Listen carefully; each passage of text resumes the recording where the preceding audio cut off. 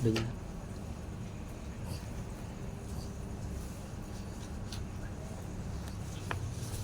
Bismillahirrahmanirrahim. Alhamdulillah rabbil alamin. Allahumma salli wa sallim wa barik wa karim ala sayyidina Muhammadin wa ala ali sayyidina Muhammad wa ashabihi wa azwajihi wa dzurriyyatihi wa ahli baiti kama shallaita wa sallamta wa barakta wa karamta ala sayyidina Ibrahim wa ala ali sayyidina Ibrahim fil alamin innaka Hamidum Majid wa alaina ma'ahum wa aqim bi rahmatika ya arhamar rahimin. Amin.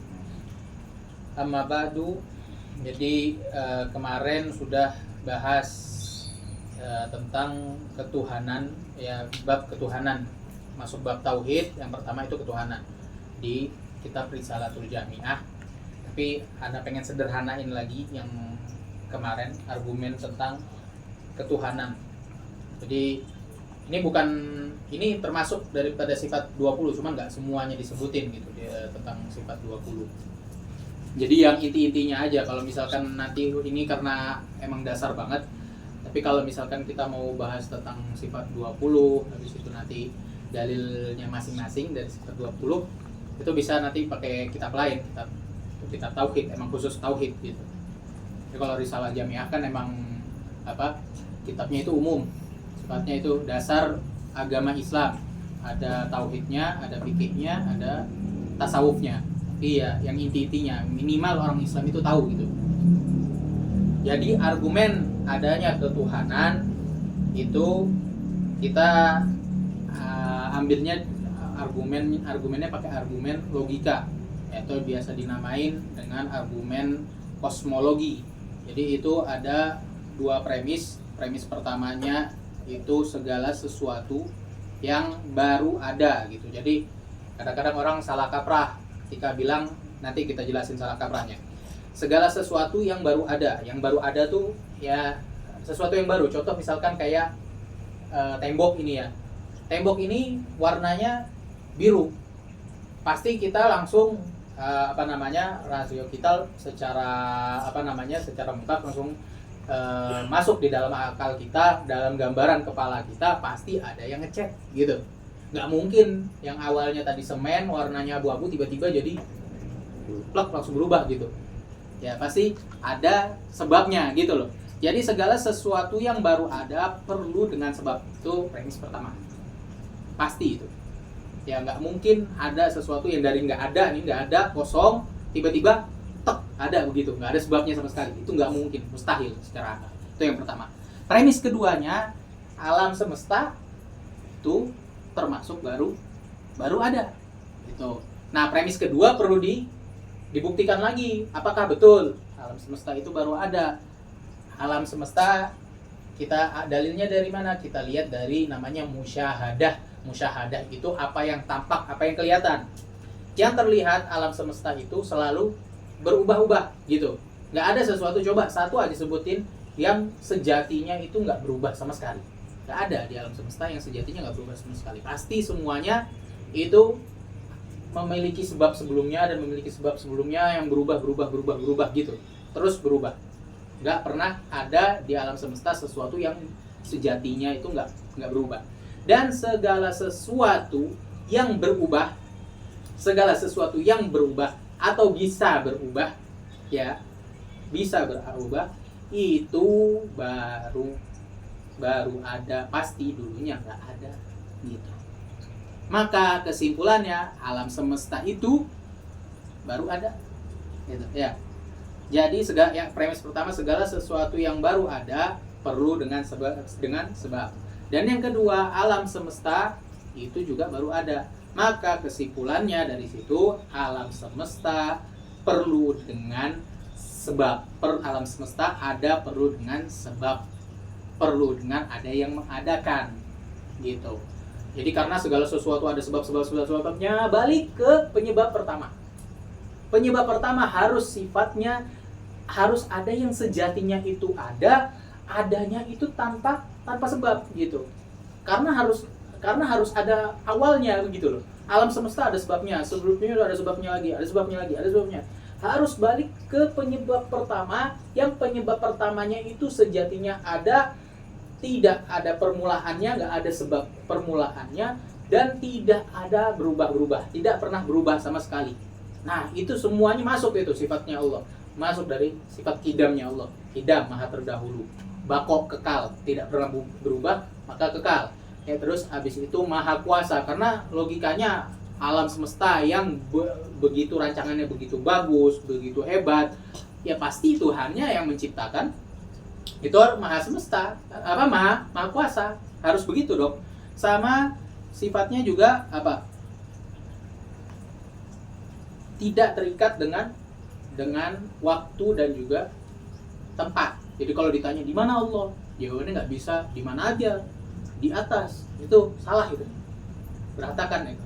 Kayak orang-orang Wahabi kan kalau bicara itu di mana Allah, Allah itu di atas turun ke bawah gitu. Ya, coba aja pikirin pakai logika, kalau misalnya sekarang ini ada arah, sebelum arah itu diciptakan Allah di mana? Gitu. Katanya di atas, di bawah begitu, pakai arah. Allah tidak terikat dengan arah, Allah tidak terikat dengan waktu, Allah tidak terikat dengan materi. Jadi jangan pikir Allah itu ada tangannya, ada kakinya, ada bagian-bagian yang enggak, itu sifat manusia. Allah laisa kamitslihi syai'. Allah itu tidak sama seperti dengan makhluknya, gitu. Itu sejatinya. Jadi argumen kosmologi itu argumen logik dan sudah diakui bahkan sama orang-orang yang non-Islam gitu. Orang Kristen sendiri malah pakai argumen kosmologi, tapi ketika bicara tentang Yesus itu Tuhan, mereka balik lagi gitu, menentang argumennya sendiri gitu, karena bertentangan sama argumen kosmologi. Tuhan itu bentuknya manusia, itu bertentangan banget. Jadi setelah itu yang kemarin ya kita bahas, kita udah sederhanakan, dan insya Allah sekarang kita bahas tentang kenabiannya Nabi Muhammad SAW. Bismillahirrahmanirrahim. Wa annahu ta'ala, dan sesungguhnya Allah, ini yang wajib diyakini jadi sama umat muslim ya. Allah Subhanahu wa taala itu mengutus Sayyidina Muhammad SAW abdahu, yang mana beliau adalah diutus sebagai apa? Hambanya, wa rasulahu, dan juga rasulnya, ila jami'il khalq, ke seluruh makhluknya. Untuk apa? Li hidayatihim, untuk memberikan hidayah, petunjuk daripada Allah Subhanahu wa taala, wa li takmili ma'asyihim wa ma'adihim, dan untuk menyempurnakan. Ada namanya ma'asyi, ada namanya ma'adi. Ma'asyi itu kehidupan kita sehari-hari.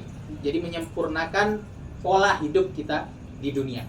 Ma'asyihim. Wa ma'adihim itu kehidupan juga, tapi kehidupan di akhirat. Jadi fokusnya umat Islam itu bukan hanya akhirat saja atau bukan dunia saja, tapi dunia dan juga akhirat. Gitu. Syariat Islam ada syariatnya, dibentuk dibentuk di dalamnya itu aturan-aturan kehidupan. Masuk ke dalam kamar mandi ada aturannya, keluar kamar mandi, terus makan ada aturannya segala macam. Nanti sains-sains yang sekarang ini baru muncul nanti. Oh ternyata Islam benar, ternyata di dalam Islam kita diajarkan gini, ternyata dari segi kesehatan begini-gini bagus, puasa bagus ya kan. Puasa Senin Kamis di kedokteran ada namanya diet 52 itu. 5 hari normal makannya, 2 harinya itu harus defisit kalori, kurangin kalori. Di dalam Islam ada puasa Senin Kamis. Nah, bicara tentang siwak, bicara tentang lalat, kalau misalkan di dalam ada di dalam kopi itu atau teh atau minuman kalian itu ada lalat, harus dicelupin dulu, tenggelamin dulu lalatnya. Karena apa? Karena di satu sayapnya itu ada racun, satunya ada penawarnya, dan biasanya lalat itu kalau udah nyelup, yang dijatuhin itu sayap yang ada racunnya gitu. Ya bener apa enggak? Coba cari aja di YouTube, banyak itu penelitiannya kayak gitu, ada. Baru sekarang ternyata Islam. Iya, itu penyempurnaan untuk Nabi Muhammad SAW datang menyempurnakan apa? Menyempurnakan kehidupan yang ada di dunia, dan juga kehidupan yang di akhirat gitu. Ibarat kata begini, kalau misalkan kita udah konfirmasi kebenaran apa yang datang daripada Nabi Muhammad SAW, ternyata apa yang datang dari Nabi SAW itu betul, ya kan? dari kehidupan dunianya juga sudah terbukti begitu. Maka dari situ Nabi SAW kabarkan tentang hari akhirat. Masa ya kehidupan dunianya percaya, hari akhiratnya nggak percaya, padahal beliau adalah orang yang jujur begitu. Ibarat kata kita percaya sama omongan dokter gitu, bicara tentang ini, anak percaya bagian ininya, yang ininya anak nggak percaya. Siapa ente kan gitu. Dokternya kan udah ada, dia udah punya ijazah, udah jelas, dia punya udah punya status gitu loh sebagai dokter. Misalkan dokter kandungan, percaya saya kalau masalah melahirkan, tapi kalau masalah menyusui apa-apa yang Anda saranin saya nggak percaya. Kan nggak bisa begitu, harus percaya secara keseluruhan begitu. Kalau misalkan dia bukan dokter, dia bukan apa, dia ngasih saran, baru kita masih bisa kritisin gitu. Jadi itu pertama, Nabi SAW diutus untuk memberikan hidayah dan untuk menyempurnakan kehidupan dunia dan juga kehidupan akhirat. Nah, di sini baru wa ayyadahu bil mu'jizat adh-dhahirah, dan Allah Subhanahu wa taala menguatkan Nabi Muhammad SAW dengan apa? Dengan mukjizat yang jelas. Adh-dhahirah itu yang jelas. Jadi mukjizat itu ya ada dua. Kita bicara nabi sebelum-sebelumnya dulu. Jadi ada nabi sebelum-sebelumnya, itu kan diutusnya beda sama Nabi Muhammad SAW. Tapi sejatinya mukjizat itu ya diberikan kepada dari Allah Subhanahu wa taala kepada para nabi, menguatkan para nabi sesuai dengan kaumnya. Sesuai dengan kaumnya. Kalau nabi-nabi terdahulu kita lihat. Jadi di zamannya Nabi Musa itu banyak penyihir, emang lagi ininya ilmu sihir gitu. Jadi mukjizatnya Nabi Musa apa? Mukjizatnya Nabi Musa banyak. Kita lihat mukjizatnya Nabi Musa banyak dan terlihat sama seperti sihir semua gitu. Betulnya sihir semua dan lawannya penyihir gitu. Oh ini nih, ini kata Firaun kan, ini penyihir yang hebat ya gitu. Coba lawan, kasih panggil para penyihir yang ada di mana? Yang ada di kota Mesir pada saat itu. Dipanggil penyihir terhebat ya kan. Di penyihir terhebat, ternyata penyihir itu sendiri mereka tahu ya apa yang ditunjukkan sama Nabi Musa itu bukan sihir, tapi itu mukjizat. Makanya kan dulu siapa yang mau ngelempar pertama, kamu apa kami gitu, ditanyakan sama penyihirnya. Lempar aja duluan kata Nabi Musa. Akhirnya penyihirnya lempar dulu. Ngelempar apa? Talinya jadi ular semua. Tapi itu ularnya apa? Kalau di dalam Al-Quran dikatakan disebutnya takhil. Kalau takhil itu apa? Mengilusikan gitu, membuat ilusi. Jadi seakan-akan seperti ular yang berjalan, tapi bukan ular, nggak berubah jadi ular. Tali tetap. Diperintahkan sama Allah Subhanahu wa taala lempar pangkatnya Nabi Musa. Jadi ular beneran, dimakan talinya. Talinya itu dimakan semua. Nunjukin orang penyihirnya akhirnya sujud pada saat itu kan. Sujud sampai Fir'aun itu marah dan dihukum mati, tapi tetap mereka udah beriman karena sudah jelas di depannya dia. Mereka penyihir yang paling tahu pasti. Udah paling tahu yang mana yang benar, yang mana yang salah. Makanya itu. Jadi di zaman maraknya sihir, Nabi Musa diutus dengan kehebatan sihir, bentuknya sihir. Terus ada lagi di zamannya siapa? Nabi Allah Soleh itu mukjizatnya mengeluarkan onta yang susunya itu banyak. Susunya banyak, ontanya besar, keluarnya dari mana? Dari batu. Kenapa begitu? Ya karena dulu umatnya itu umat dalam keadaan krisis. Itu disesuaikan sama umatnya. Nanti ada lagi Nabi Yusuf itu ahli takwil mimpi. Atau siapa Anda? Allahumma shalli ala Muhammad. Ya, yang penting begitu. Pokoknya para nabi itu diutusnya sesuai dengan ininya, keadaan umat-umatnya lah. Dan yang bisa memverifikasi kebenarannya itu ya umat-umatnya sendiri. Kita dengar sekarang ini dengar ceritanya aja. Kenapa kita percaya? Karena Al-Quran sudah diverifikasi kebenarannya. Itu aja alasannya kita percaya, kan gitu. Tapi kita nggak bisa nyaksikan langsung, nggak pernah tahu langsung begitu. Beda sama mukjizatnya Nabi Muhammad. Mukjizatnya Nabi Muhammad itu dibagi dua. Ada mukjizatnya Nabi Muhammad yang khusus untuk kaumnya. Ada mukjizatnya Nabi Muhammad yang untuk seluruh umatnya. Karena kenapa? Karena Nabi Muhammad SAW diutus untuk sekalian alam. Jadi setelah Nabi lahir, ya, setelah Nabi diutus, siapapun yang bertemu dengan Nabi SAW, ya, itu maka menjadi umatnya, dan siapapun yang mendapat kabar Islam itu pun termasuk daripada umatnya. Gitu. Jadi sampai sekarang makanya disebut khatamun nabiyyin, penutupnya para nabi, karena beliau adalah nabi yang terakhir, dan kita ini semuanya adalah umat Nabi Muhammad sallallahu alaihi wasallam. Contoh mukjizat yang khusus untuk kaum Nabi Muhammad sallallahu alaihi wasallam seperti dibelahnya bulan, seperti Nabi Muhammad sallallahu alaihi wasallam ketika ditanya sama orang Badui. Jadi ada orang Badui Arab di pedalaman itu di Ka'bah pas awal-awal Nabi sallallahu alaihi wasallam ini dakwah. Banyak orang yang nggak percaya, katanya siapa itu Nabi itu nggak ada percaya. Datang orang Badui, niatnya mau ngeledekin. Di dalam ininya, di dalam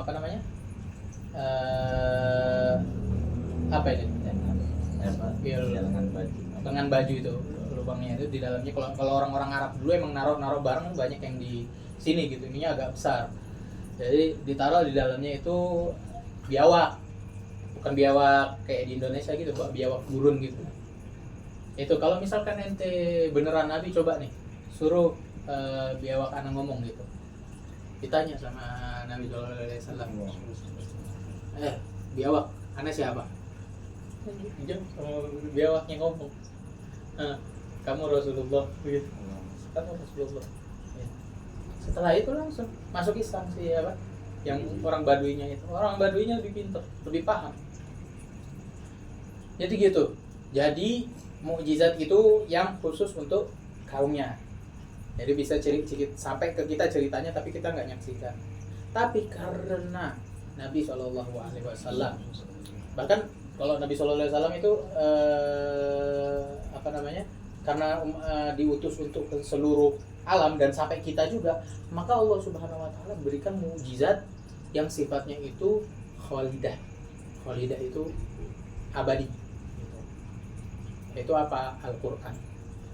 Quran adalah mukjizat Nabi SAW yang kita sendiri bisa lihat, walaupun Nabi Muhammad SAW-nya aja sudah meninggal dunia. Itu. Jadi di dalam Al-Quran ada dari segi fasahahnya.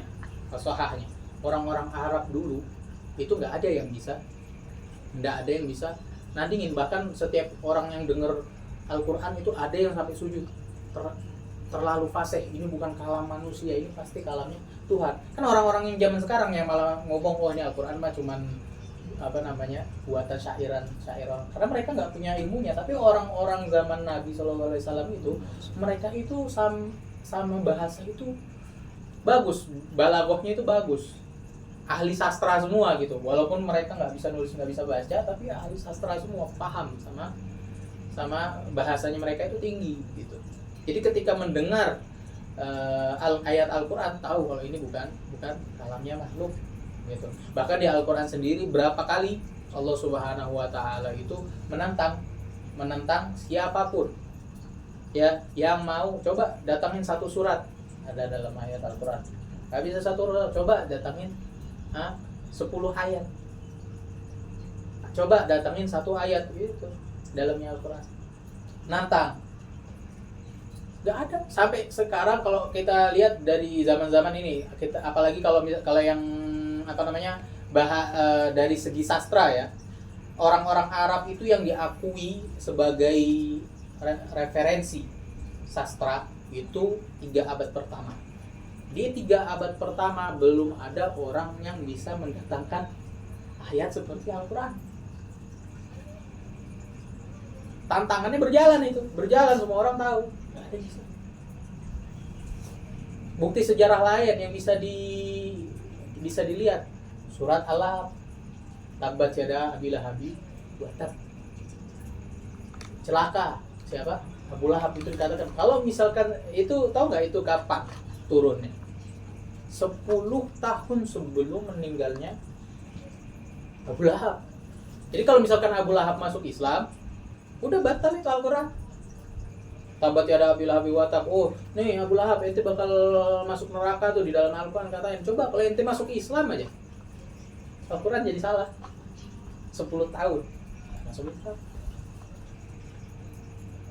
Membuktikan apa? Kebenaran itu yang pertama dari segi bahasanya. Terus yang kedua dari segi itu tadi, ramalannya. Apa yang dikatakan Al-Quran ya, yang disebut sebagai ijaz ilmi ya. Itu di Al-Quran dikatakan awalam yarul ladina kafaru anas samawati wal ard kana tarattan fatataknahuma. Itu ayat tentang Big Bang itu. Habis itu tentang embrio alaqah, ada sebut gunung itu disebut sebagai rawasi, pasak bumi gitu. Semua sains modern bisa memverifikasi itu. Ternyata sudah disebut sebelum penemuan itu ada, ternyata sudah disebut 1400 tahun yang lalu di Al-Quran gitu. Jadi itu membuktikan bahwa Al-Quran juga adalah ayat daripada Allah Subhanahu wa Ta'ala gitu. Jadi dari situ kita tahu, apalagi ditambah wa annahu alaihi salatu wassalam shadiqun fi jami ma akhbara bihi anillahi ta'ala, dan Rasulullah SAW itu sifatnya jujur. Bahkan 40 tahun Nabi SAW itu baru dapat wahyu, dan di umur itu juga Nabi SAW dijuluki sebagai Al-Amin, yang orang yang paling amanah gitu. Sampai orang-orang kafir, bahkan orang kafir yang memusuhi saja, mereka punya titipan di Nabi SAW, dipercayai sama musuhnya. Sekarang begini logikanya ya. Jadi di zaman keemasannya bahasa sastra Arab, bagaimana bisa seorang yang tidak bisa membaca, tidak bisa menulis, datang dengan ayat yang sampai orang-orang itu sujud dengan kafasihannya gitu. Itu yang bisa dibilang itu salah satu buktinya yang kita saksikan, ditambah banyak ramalan-ramalan dari Al-Qur'an yang terbukti jelas gitu di zaman ini kita bisa lihat gitu. Maka dari situ logikanya kalau misalkan apa yang kita sudah bisa verifikasi bahwa Al-Quran itu adalah kalam Allah, dan juga Nabi Muhammad adalah Nabi yang diutus oleh Allah Subhanahu wa Ta'ala, maka apa yang disebut di Al-Quran adalah benar, simple, adalah benar. Jadi maka ada dari situ annahu sallallahu alaihi wasallam, maka Rasulullah sallallahu alaihi wasallam shadiqun jujur fi jami'i ma akhbara bihi anillah, dari seluruh apa yang Allah kabarkan minas sirat, daripada jembatan sirat, wal mizan, dan juga timbangan amal, wal haud, dan juga haud telaga, wa ghair dzalika min umur akhirah, dan yang lainnya daripada perkara-perkara akhirat yang ada di akhirat nanti, dan juga wal barzakh alam barzakh, wa min su'al malakin, soal dua malaikat munkar dan nakir, wa adabil qabr, dan azab kubur, wa naimihi, dan juga kenikmatan yang ada di dalam kubur.